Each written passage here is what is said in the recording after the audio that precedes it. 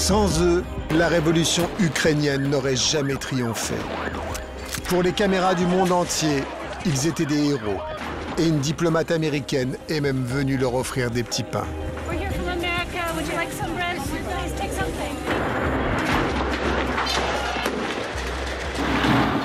En février 2014, ces combattants de rue ont fait fuir le président. Et ils ont installé un nouveau gouvernement. Et certains d'entre eux ont pris les armes pour combattre les pro-russes à l'Est. Puis, ils sont devenus un danger, même pour le nouveau gouvernement.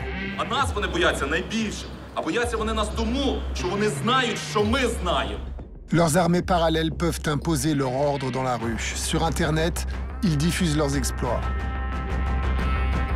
Et à Odessa, ils ont commis un massacre. Они были опьяненные, вот когда зверь почувствует кровь. Для меня лично заслужили такую смерть. И мне их не жалко ни одной секунды. Qui sont ces hommes derrière les masques? Pour qui travaillent-ils? Проти продажної маргінальної демократії. Quelle est leur vision politique? Це тільки починається. Were there neo-Nazi groups involved in that? Ces milices vont-elles kidnapper la révolution?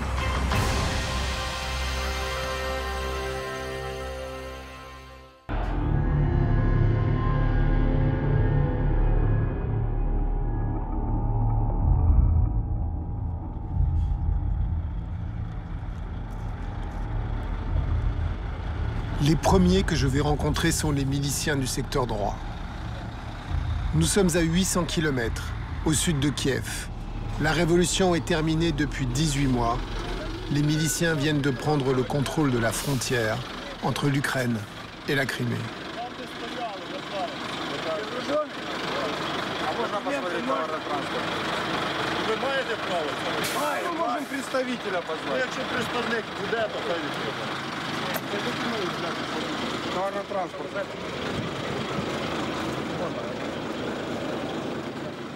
Plus aucun camion de ravitaillement ne peut passer. Des centaines de véhicules sont bloqués sur des dizaines de kilomètres. Le secteur droit s'est arrogé le droit d'affamer la Crimée. La Crimée est une péninsule au sud de l'Ukraine. Elle est peuplée majoritairement de Russes. Après la révolution ukrainienne, des troupes russes l'ont envahie. Puis, sa population a massivement voté par référendum son allégeance à la Russie. Власть України приналежить народу, а ми і є народ. Народ проти, щоб кормили окупанта. Все. В Криму, допустим, 60 тысяч российских войск. Вот они едят с наших рук, и наши ж приходят и убивают. Вот и все. А пограничники официально, граница работает. Официально. Проезжайте, пограничники говорят, без проблем. Но вот если вы пройдете этот кордон, а этот кордон обещает, что будет там, принимать меры, если мы начнем в наглую ехать. Как мы можем пойти против людей с автоматами и с коктейлями без ничего? Что мы можем сделать? И милиция даже не может попросить. Она же там стоит, милиция за этим всем наблюдает. Честно сказать, даже чуть-чуть побаиваемся, что может произойти. Imposer un blocus à un territoire est un acte grave qui peut déclencher une violente riposte militaire. Pourquoi l'État ukrainien laisse-t-il faire une milice incontrôlée? Как полицейский, моя задача – это охрана жизни украинских граждан. Le rôle des paramilitaires est mystérieux. Est-ce qu'ils font le sale boulot pour le compte du gouvernement? Ou bien est-ce qu'ils ont kidnappé le pouvoir dans la rue? Comment ont-ils acquis une telle importance? Kiev, 2015. La place Maidan, où s'est déroulée la révolution, a retrouvé son visage habituel. En apparence, rien n'a vraiment changé. Le nouveau président, Porochenko, et son premier ministre, le jeune banquier Yatsenyuk, sont des vétérans de la politique ukrainienne. Quoi de neuf alors? La nouveauté, c'est un gouvernement qui a coupé ses liens avec la Russie et s'est tourné vers les Américains. Symbole de ce rapprochement, la ministre des Finances, Nathalie Yaresko, c'est une ancienne diplomate américaine. Elle a dû se naturaliser ukrainienne pour prendre ses fonctions. The United States of America is one of the strongest allies of Ukraine in our fight for our freedom, for our liberty and for our independence. Mais le plus frappant dans la nouvelle Ukraine, ce sont les portraits de ces hommes le long des rues. Ceux qu'on appelle les héros.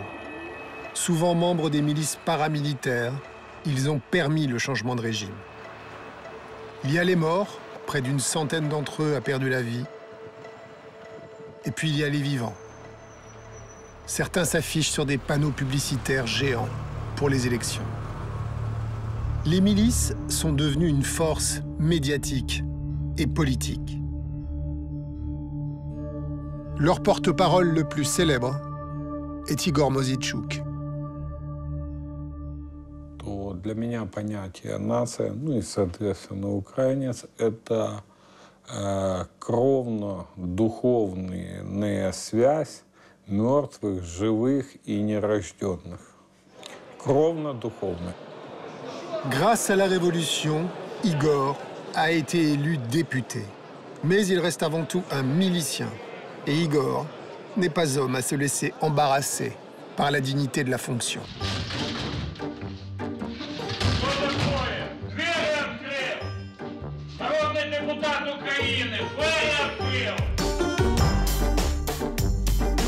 La spécialité d'Igor, ce n'est pas le coup de feu, c'est le coup de pression, aussitôt posté sur Internet.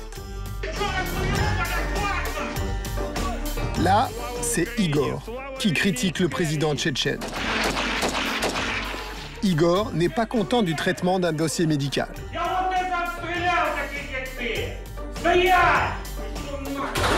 Igor dialogue avec une magistrate.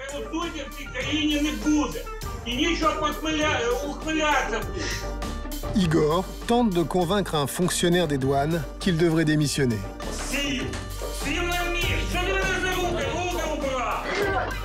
Igor donne une conférence de presse, mais auparavant, il demande à un journaliste de quitter la salle. Et quand Igor accorde une interview, il veut le silence. Девчата, я интервью даю!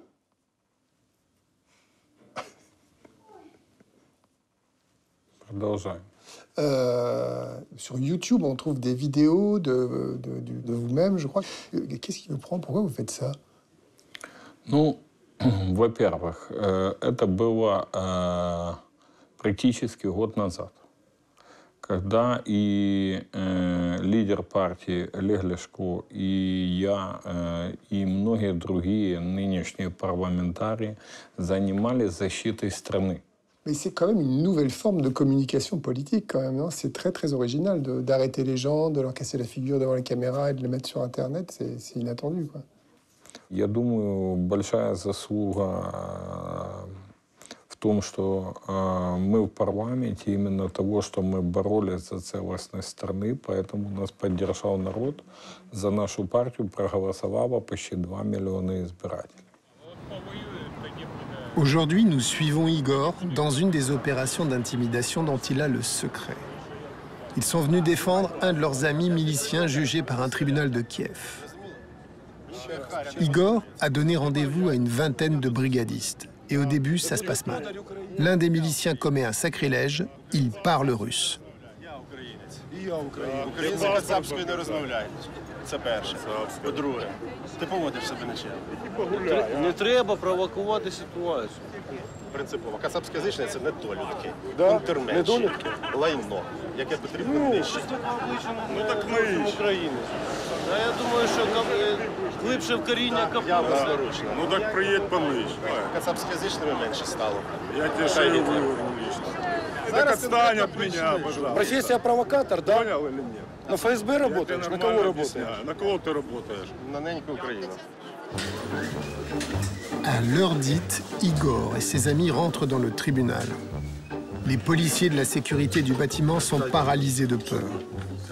Une fille en uniforme est chargée de filmer ses exploits. C'est l'officier YouTube. Igor le sait, le pouvoir est au bout du clic. Igor et ses miliciens sont furieux. Leur ami n'est pas dans la cage. Son procès a été reporté. Ils vont repartir dépités, non sans avoir lâché quelques menaces à l'adresse des juges.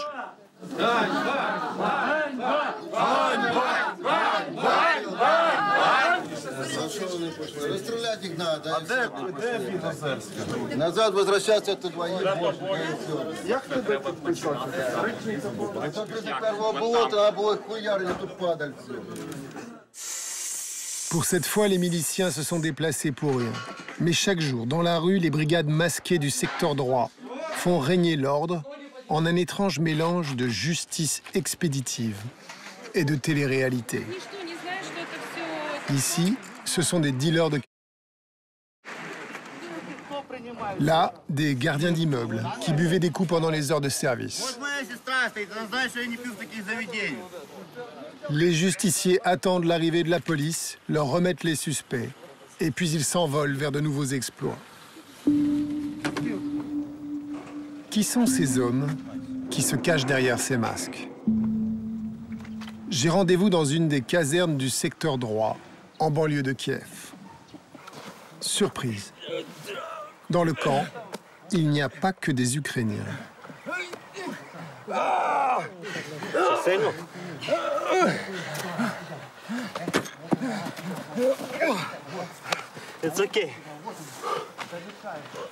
Ce jeune homme masqué est français. Vous vous masquez, pourquoi? Pour ma sécurité et la vôtre, dans un certain sens. La mienne? Pourquoi la mienne? Pour les Russes. C'est tout. Parce que vous voulez pouvoir revenir en France tranquillement? Voilà. Moi, je viens ici pour développer mes compétences, on va dire. Et vous voulez aller vers quelle spécialité? Moi, je pencherais plus pour sniper. C'est efficace. Pour l'instant, ses compétences laissent un peu à désirer. Mais le français s'améliore de jour en jour. Vous pouvez me dire pourquoi vous avez choisi de venir ici? Pour défendre ma terre, dans un certain sens. Si les Russes réussissent à rentrer en Ukraine, il y a de fortes chances que ça finisse comme dans le passé, que ça continue d'avancer et d'arriver jusque chez nous. Ici, on est tous à un rempart contre l'invasion russe. Voilà. Empêcher les Russes d'envahir la France. Le français masqué parle comme un film d'archives en noir et blanc. Comme ceux de la Deuxième Guerre mondiale qu'ils aiment regarder avec ses amis dans la salle de télévision. Leurs chefs leur ont donné pour consigne de rester discrets sur leurs opinions politiques, surtout devant les journalistes. Mais à certains détails, si on est observateur, on peut les deviner. Je suppose que Mussolini, c'est pas votre vrai nom? Ah merde, j'ai oublié de l'enlever. Non, c'est pas mon vrai nom, mais bon, c'est pas grave. Ah, on oublie toujours un détail. Oui, on a tous un surnom. D'accord. Et vous, c'est Benito Mussolini? Moi, c'est Mussolini ici, oui.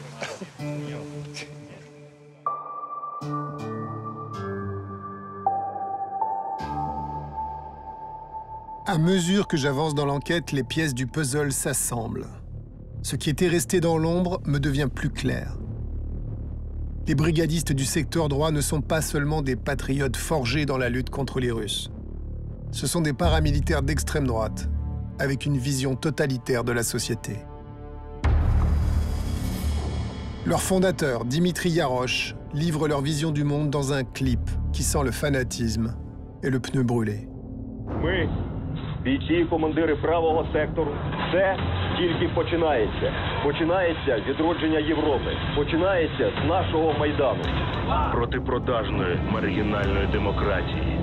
Проти виродження і тоталітарного лібералізму. За традиційну народну мораль та сімейні цінності. За багатодітну українську родину. Фізично і духовно здорову молодь. Проти культу наживи і розпусти. Проти будь-яких інтеграцій на умовах, які диктує не Україна. За єдність і світову велич української нації. За велике українське, велике європейське відвоювання. Ça passe un peu vite, mais il faut l'entendre. Il est contre la démocratie, contre la liberté des mœurs et contre l'intégration européenne. Un mélange de nationalisme et d'apocalypse qui devrait effrayer toute démocratie. Et pourtant, Dimitri Yarosh est aussi conseiller au ministère de la Défense.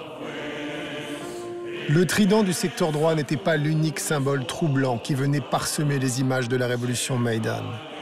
Aux côtés de leur drapeau rouge et noir surgissaient les bannières jaunes et bleues de la brigade Azov. Eux aussi saturaient Internet de leurs vidéos guerrières et ce fameux signe qui m'intriguait sur leur brassard. Ils ressemblent furieusement à celui de la division SS Das Reich, qui a massacré des civils de l'Ukraine jusqu'à Oradour-sur-Glane. Leur porte-drapeau aussi s'inspirait des nazis.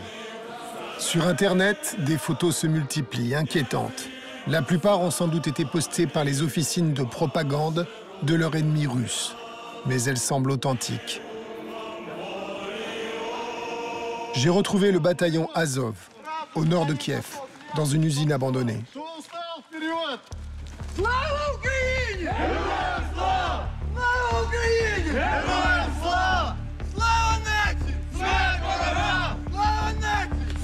Ils ont changé de dimension. Ils ont abandonné les bâtons et les boucliers en bois. Ils manipulent maintenant de vrais fusils. À nouveau, l'ambiguïté. Officiellement, cette brigade obéit à l'armée nationale ukrainienne. Et pourtant, nombre d'entre eux restent masqués. Leur chef est issu de la mouvance nationaliste radicale, mais il sait qu'il doit, pour des raisons diplomatiques, le dissimuler aux médias occidentaux. Donc rien à voir entre le bataillon Azov et une présence néo-nazie, ça n'existe pas. Это батальон определенно, безусловно, где-то 50-60% состава являются украинскими националистами. И, конечно, манипулировать этим крайне легко. Если говорить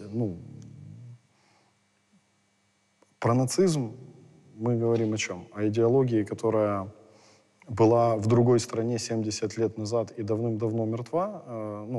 Нам это особо не интересно, скажем прямо. Dans ce hangar, Azov fabrique une nouvelle génération de chars. C'est un choc de découvrir qu'aujourd'hui, pour la première fois depuis très longtemps, au cœur de l'Europe, des bandes armées d'extrême droite ont reconstitué des corps francs, lourdement armés. On a l'impression quand même que c'est un petit corps d'armée parallèle, hein, donc ça vaut beaucoup d'argent, de 1500 hommes, de matériel comme ça. Qui vous aide financièrement? Все, что вы видите, если говорить про финансовую составляющую, например, оружие или бензин мы получаем у государства, как и часть экипировки. Все, что вы видите, вот все, что произошло, это дело рук активных людей.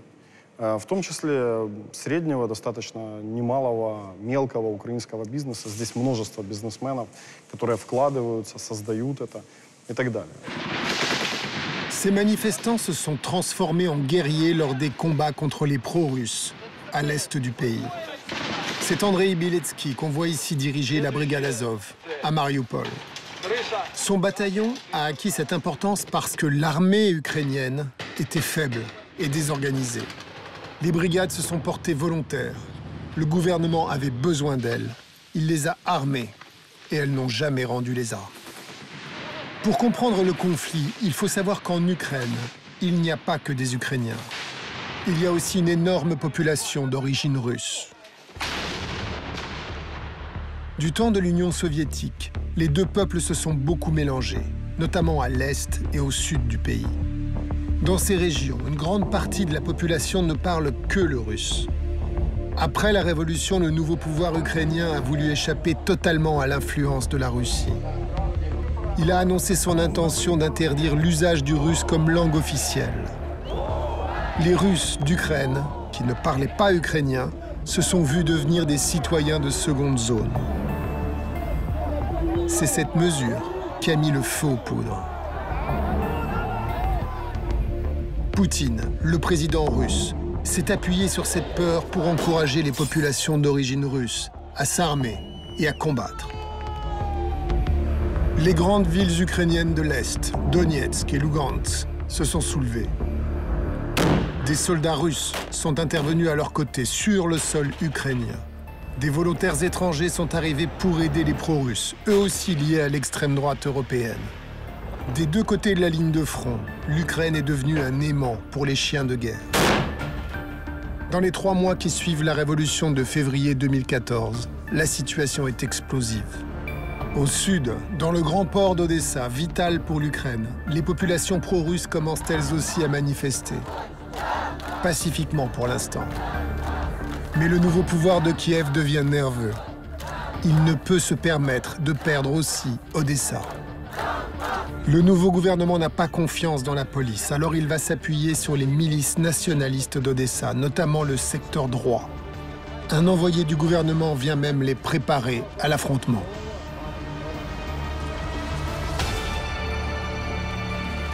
À Odessa, le 2 mai 2014, à peine 3 mois après la révolution, ces milices vont déraper très gravement.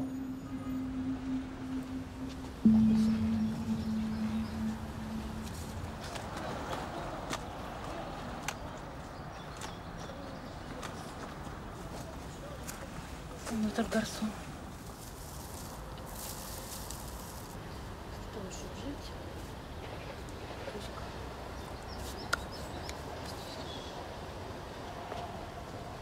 Да, все помню. К сожалению, это забыть нельзя. Все помню. Все, что там происходило, всю эту толпу бесную. В основном там была молодежь. Это будущее этой страны. Вот и все. Все, что было хорошее, убили 2 мая. Vadim Papoura, c'est lui, à droite de l'estrade. Nous sommes le 1er mai 2014 et dans 24 heures à ce même endroit, Vadim va mourir, avec 42 autres personnes. Depuis plusieurs semaines, devant la maison des syndicats d'Odessa, s'est installé un campement de communistes, principalement des retraités appauvris. Ils ont oublié que l'Union soviétique était une dictature. Ils regrettent un système qui protégeait les plus faibles. Ici, les gens sont d'origine russe comme une grande partie des habitants d'Odessa. Et ils sont terrorisés par la nouvelle Ukraine. Fatima, la mère de Vadim, est l'une d'entre eux. Палаточный лагерь до этого стоял с момента Майдана. Он никому не мешал. Там ничего такого не происходило. А люди были безоружны. Просто там были старики, там были бабушки, ну и ребята молодые. Mark Gordienko dirige une milice nationaliste ukrainienne. 2 jours auparavant, c'est lui que l'homme du gouvernement est venu visiter sur un checkpoint contre les pro-russes. Куликово поле – это был лагерь и точка кристаллизации русского бандитизма и русского мира. В этом и преступность русского мира. Она прикрывается вот такими вот безмозглыми, тупыми, выжившими из ума стариками. Le 2 mai, tout commence dans le centre-ville à 2 km de la maison des syndicats. Des nationalistes ukrainiens se sont réunis près d'une église. Il y a des supporters de foot hooligans et une brigade du secteur droit. Tout ce qui va suivre ce jour-là a été tourné par des dizaines de caméras et de téléphones portables, puis posté sur Internet.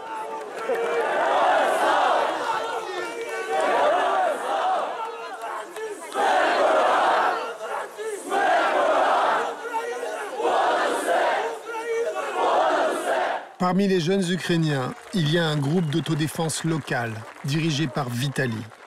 Коли ми вже збиралися, ми вже дізналися, що збираються з того боку бойовики, озброєні з сокирами, з цвяхами, з поміщені флабери, бронежилетах. Les pro-russes, ce sont eux. Ils portent des brassards rouges. Ils sont 5 fois moins nombreux que les pro-ukrainiens, mais ils vont quand même leur jeter des cailloux.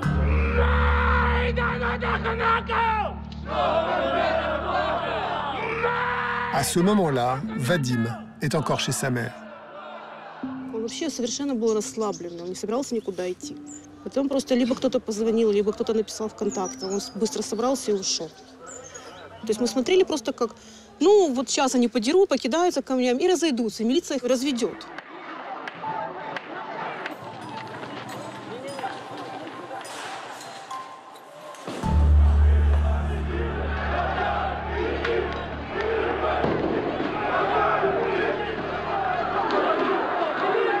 Les bagarres vont durer 4 heures. La police est totalement passive. Du côté ukrainien, Mark, le chef nationaliste, dirige les opérations.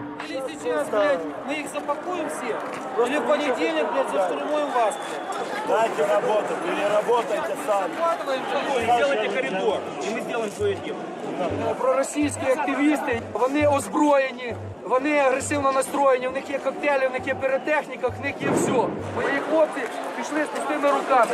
Куча машин побитих, взриви. Нас більше, але нам нічого не дають раби. Des deux côtés, des armes à feu sont utilisées.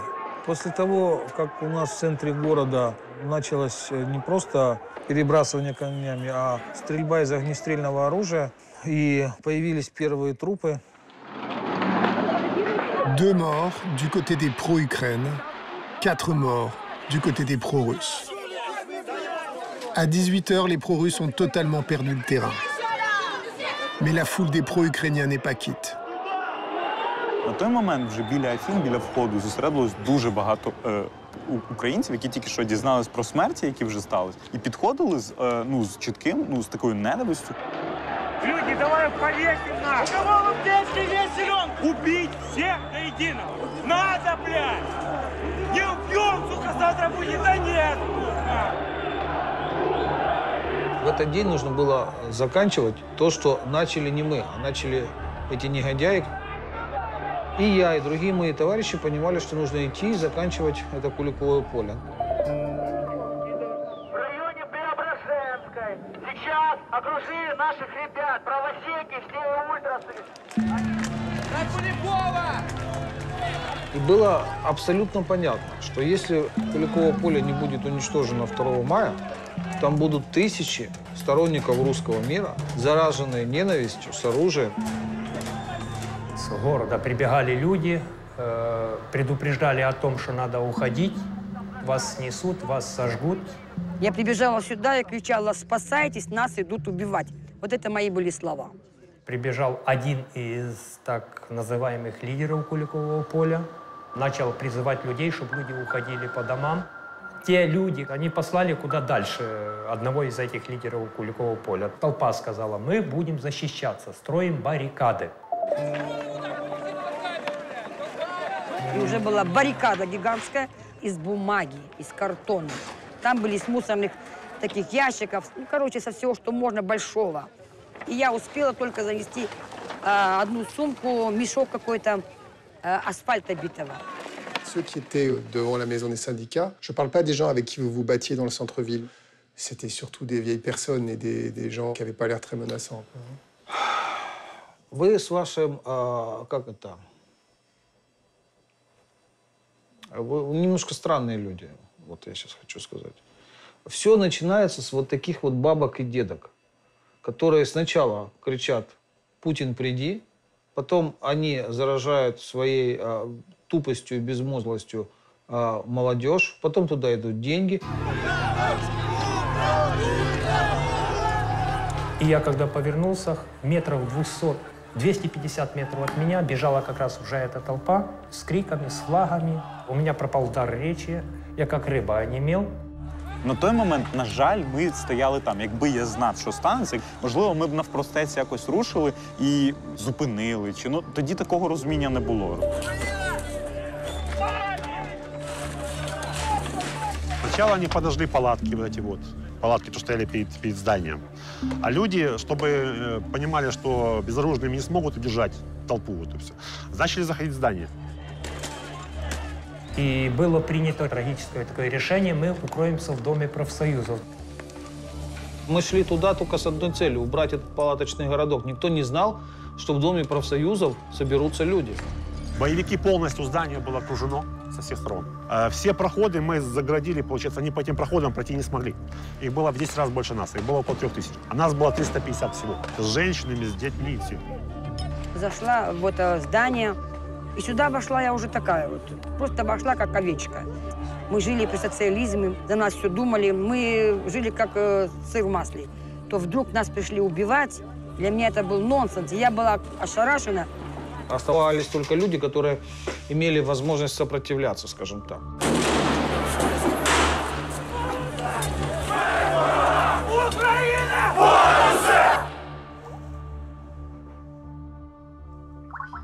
Alexei fait partie de ceux qui se réfugient dans l'immeuble. Aujourd'hui, ce militant communiste est caché quelque part à l'est de l'Ukraine. Когда я уже зашел внутрь Дома профсоюзов, я увидел, что Практически весь первый этаж, он завален мебелью. Это были столы, стулья, какие-то другие вещи, какие-то шкафы. И в этот момент я последний раз видел самого младшего погибшего, это Вадим Папура, молодой комсомолец. Вот я его видел в тот момент, последний раз. Он позвонил, сказал: мама, я в Доме профсоюзов, говорит, только не приезжай сюда вот, и не геройствуй.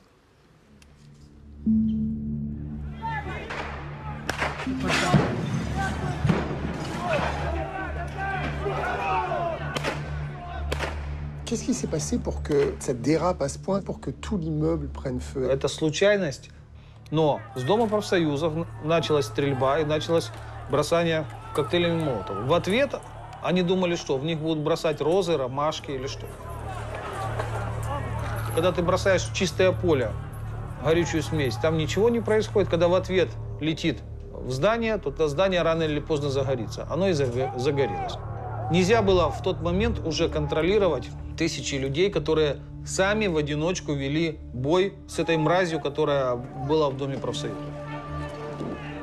Через 20 минут мы горели. Я поняла, что готова умирать. Я села на пол и стала звонить всем родственникам, что я горю в Доме профсоюзов.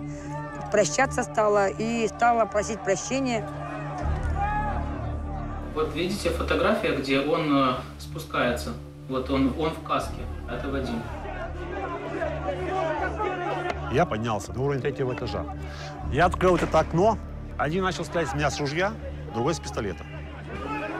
На видеозаписи, когда Микола Сотник стреляет с 2 рук с пистолета, это он в меня стреляет. Они были опьяненные, вот этот вот, как вам сказать, вот когда зверь почувствует кровь, он не понимал, он уже входит в раж. Вот то же самое было с ними. То есть если они добивали раненых, их не могло остановить ни вид крови, ничего. Они сдались! Они сдались! Мы своего добились! Слава Украине! Снимай, какой гимн. Гимн, перейди туда. Как раз, когда я был на лестнице, с той стороны начали выпрыгивать люди горящие. Вот это когда погибли люди, очень большое количество. Когда на видео, если 5 человек выпрыгивает, падают.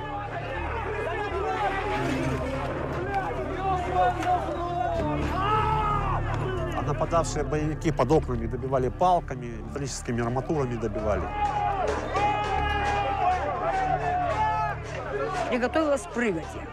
И вдруг кто-то вот так вот бежал и показал мне туда, туда, туда. И открыла дверь в темноту. Первый мой вздох в коридоре был, я поняла, что если я еще раз вдохну, я там упаду. Я вот так вот, курточкой вот так, и шла вот эту темноту. И, слава Богу, Бог помог мне, открылась дверь. Это как свет, знаете, как свет. И я туда вошла. А когда увидели, что начался пожар, очень много активистов начали выстраивать леса для того, чтобы спасать этих людей, которые кричали «помогите, спасите» и вылазили в эти окна.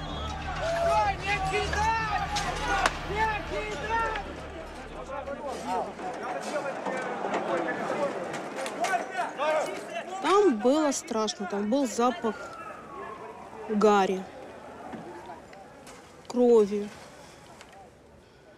Там уже был запах смерти. Вот если у смерти есть запах, то это был этот запах. Когда начал рассеиваться дым, мы вышли с комнаты, с этого офиса вышли. И предстала картина ада. Каждые 2-3 метра лежал человек.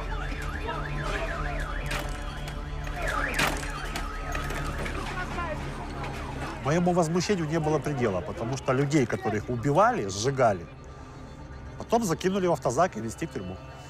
А боевики спокойно гуляли себе, никто никого не трогал. Когда я перебрался на другую сторону милицейского оцепления, там уже были одесситы, одесские националисты. И они у меня узнали, значит, сказали: о, это Албу, и вот начали меня бить, и это видно уже на видео. Вот я когда упал, 2 милиционера, они развернулись и накрыли мою голову щитами. Я считаю, что они мне очень, может быть, даже и жизнь спасли.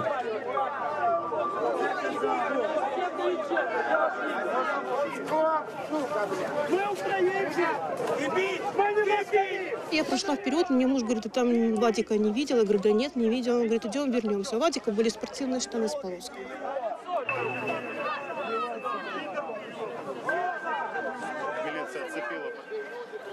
Ну вот он там и лежал. Его специально, там ребята, которые стояли сзади, понимаете, сказали, мы специально его накрыли украинским флагом. Я еще говорю, берите эту тряпку, потому что это такое, в конце концов. А ребята говорят, мы специально его накрыли, чтобы его никто не тронул. С высоты его выкинули из окна. Но просто люди, которые вот сгорели там, у родственника даже не было возможности нормально их похоронить, в плане переодеть даже в одежду, потому что тела рассыпались. Я дуже багато про що шкодую в хронології цих подій. Як треба було зробити, як краще, де. Але зараз я розумію, що тоді я б навіть не думав про це. Була інша ситуація, був екшен. Я багато про що шкодую. Можливо, це страшно звучить, але напевно, що мало статись щось, щоб дало якось так противоразити всім. А вот эти негодяи, которые пытались к нам принести этот поганый русский мир, для меня лично заслужили такую смерть. И мне их не жалко ни одной секунды. К сожалению, основные негодяи убежали и не сгорели в Доме профсоюза. Эти жертвы показали всем остальным, что лучше ни с Одессой, ни с другими городами не шутить. Вот. Шутки закончились, и если кто-то выйдет, то мы дадим такой отпор, который все умоются кровью. То есть игры закончились. И это как бы положительный момент.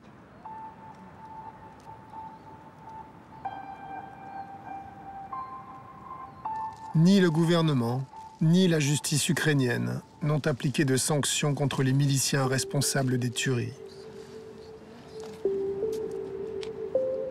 La révolution ukrainienne a engendré un monstre qui va bientôt se retourner contre son créateur.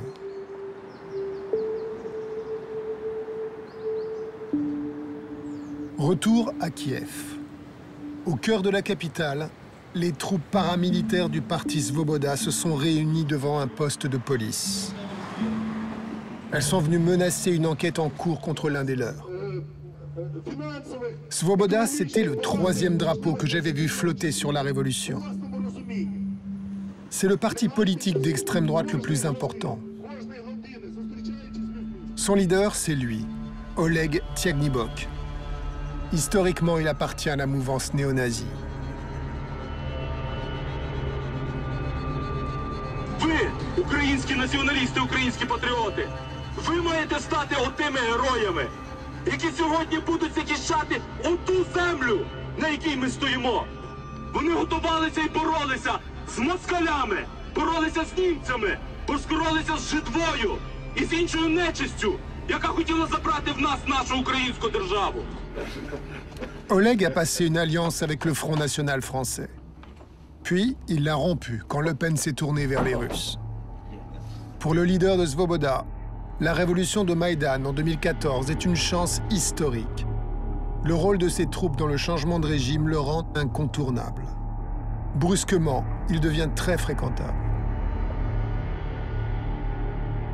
Là, c'est lui, aux côtés du sénateur américain John McCain. Puis, serrant la main du vice-président américain Joe Biden. Ou encore, près de la responsable américaine pour l'Ukraine à la Maison-Blanche, la dame au petit pain, Victoria Nuland. Aujourd'hui, Oleg Tyagnybok est retourné à l'opposition.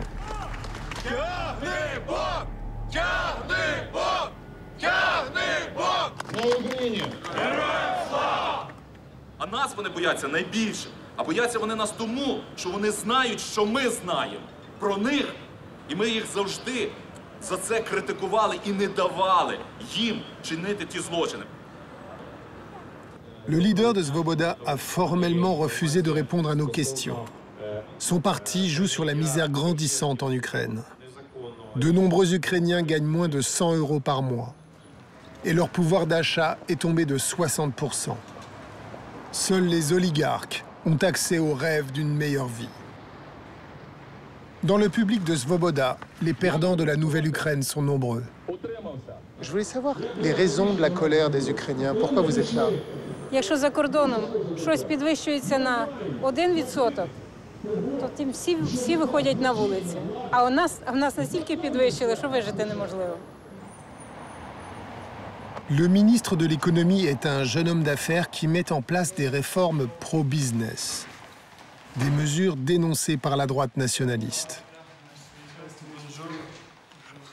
Is it concerned that radical groups could use the bleak economical situation, because let's face it, it's bad now, and to use it against you, against the young Ukrainian democracy? I think we're talking the biggest threat of populists. Populists are the biggest threat. These people are the biggest danger for the Ukrainian reform agenda at the moment. And they have guns, which is unusual for Europe. No, I'm not talking about people with guns. I mean, let's not exaggerate, the situation. The battalions. I'm talking about, normal situation. In most cases, there are some incidents like anywhere else, like we know in France, like we know even in Stockholm, may happen from time to time. But in 99.9% of the cases, this country, except for the front line, is living a normal life where normal citizens are not exposed to any dangers whatsoever. 10 jours auparavant, l'extrême droite attaquait le Parlement ukrainien. Dans la foule, on reconnaît Oleg Tiegnibok, le chef de Svoboda.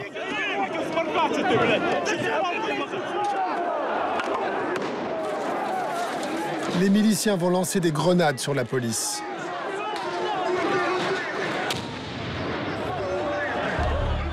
Le nouveau pouvoir ukrainien ne tient qu'à un fil.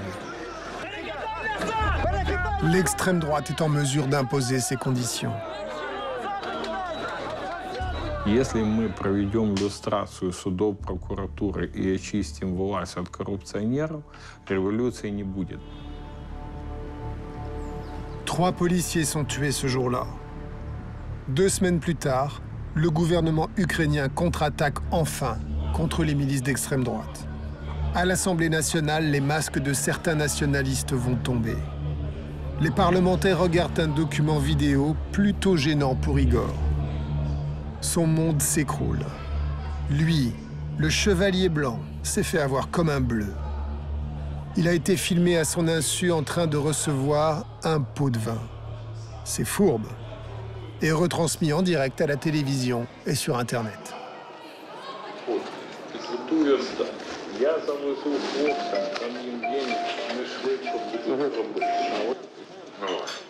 Документи там всіма копіями, тому що тут як балакали, 100 там коротше.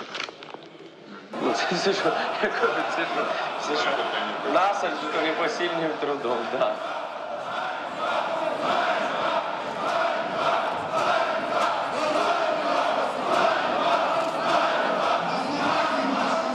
Les députés votent la levée de l'immunité parlementaire de Igor.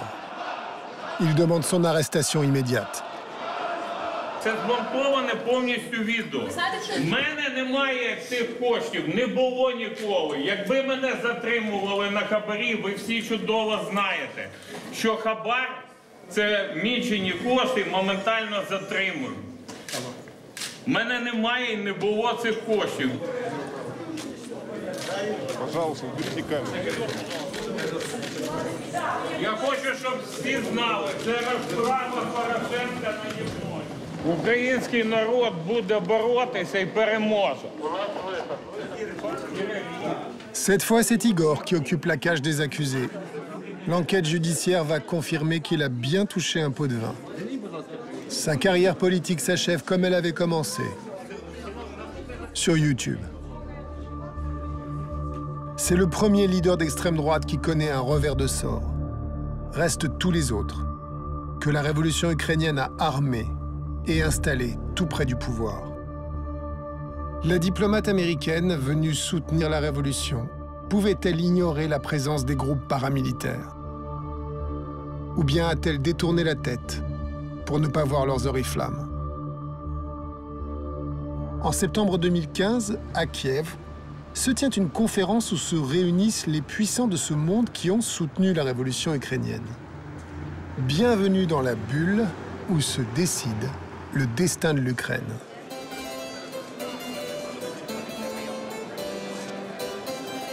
Officiellement, il s'agit de marteler que le pays est une bonne affaire pour les investisseurs. Mais ici, les gens d'argent jouent à la guerre mondiale.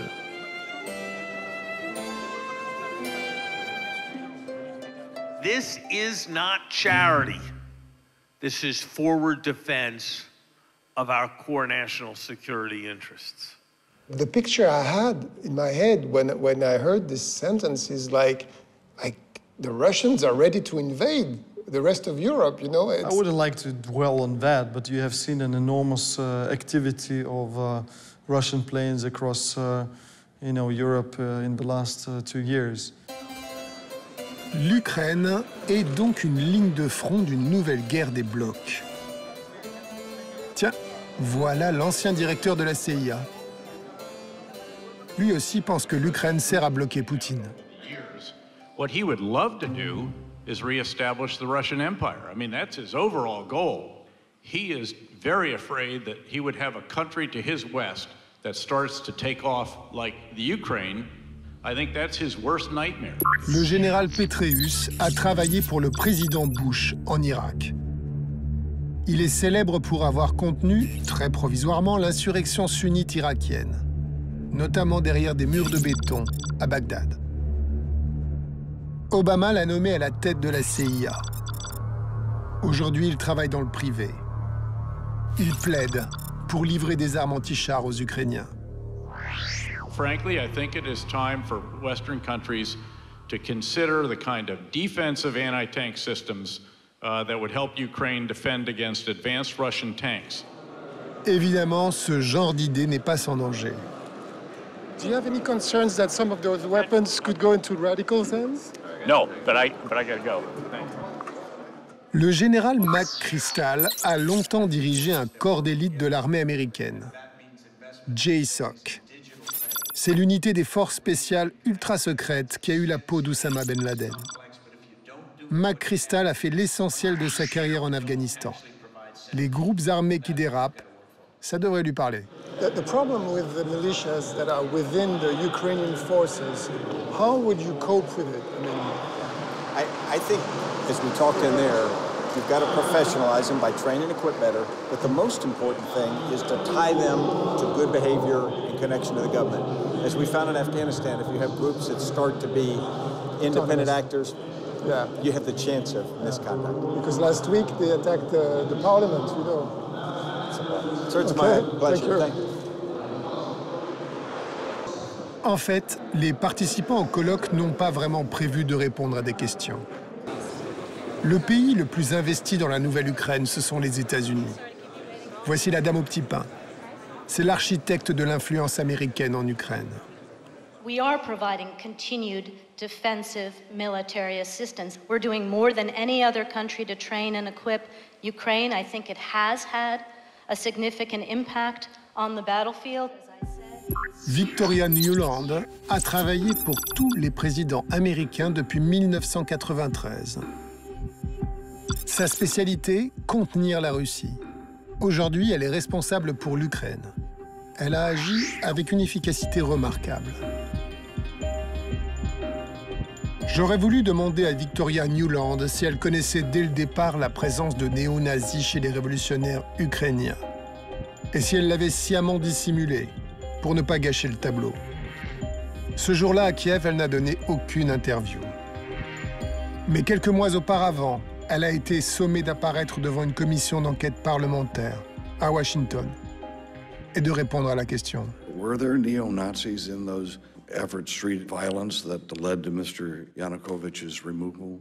There were mothers and grandmothers and veterans. Yes, there were mothers with flowers, but there were also very dangerous street fighters who were engaged in those demonstrations. The question is, were there neo-Nazi groups involved in that? There were, as I said, almost every color of Ukraine was represented, including some ugly colors. The answer is yes, then. Nous sommes loin, très loin de l'image d'Épinal rassurante que Victoria Nuland offrait aux caméras pendant la Révolution.